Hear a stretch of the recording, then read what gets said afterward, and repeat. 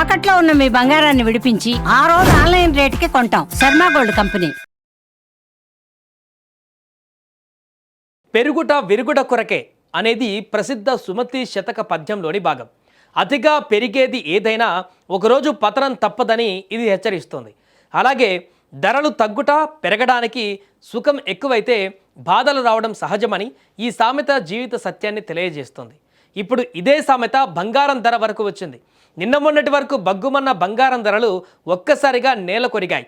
దేశీయ మార్కెట్లో బంగారం ధర 2 రోజుల వ్యవధిలో ఏకంగా 16,000కు తగ్గింది. ఇదే సమయంలో వెండి ధర రికార్డు స్థాయిలో 1.05 లక్షలు పతనమైంది. శనివారం ఆదివారం ఇంటర్నేషనల్ మార్కెట్లకు సెలవు. అయితే ఆదివారం రోజు బడ్జెట్ సందర్భంగా కమోడిటీ మార్కెట్లు పనిచేయగా బంగారం వెండి ధరలు అక్కడ భారీగా పతనమయ్యాయి. ఇక మల్టీ కమోడిటీ ఎక్స్చేంజ్లో గోల్డ్ ఫ్యూచర్స్ ధర 5% వరకు తగ్గి 1.43 లక్షల స్థాయికి పడిపోయింది. ఇక వెండి ఫ్యూచర్స్ ధర ఏకంగా 9% లోయర్ సర్క్యూట్ కొట్టి 3 లక్షలకు దిగువకు కూడా చేరింది. ఇక ఇదే సమయంలో ఇవాళ ఇంటర్నేషనల్ మార్కెట్లో మళ్ళీ బంగారం వెండి ధరలు భారీగా దిగొచ్చాయి. కిందటి రోజు స్పాట్ గోల్డ్ రేటు ఔన్స్కు అంటే 31.10 గ్రాములు $4,880 స్థాయిలో ఉండేది. ఇప్పుడు అది 5% వరకు తగ్గి $4,700 దిగువకు చేరింది. ఇక సిల్వర్ రేటు $85 నుంచి 5% పతనంతో $80 స్థాయికి దిగివచ్చింది. ఈ అంతర్జాతీయ మార్కెట్ ధరలకు అనుగుణంగా దేశీయ మార్కెట్లలో కూడా ఇవాళ బంగారం వెండి ధరలు మళ్ళీ దిగిరానున్నాయని చెప్పొచ్చు. ఇక ప్రస్తుతం దేశీయ బంగారం వెండి ధరలు ఎలా ఉన్నాయో తెలుసుకుందాం.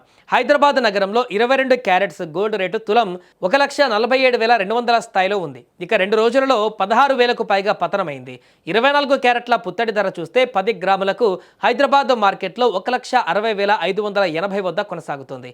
ఇక వెండి ధర ప్రస్తుతం కేజీకి హైదరాబాద్ నగరంలో 3,20,000 వద్ద కొనసాగుతుంది.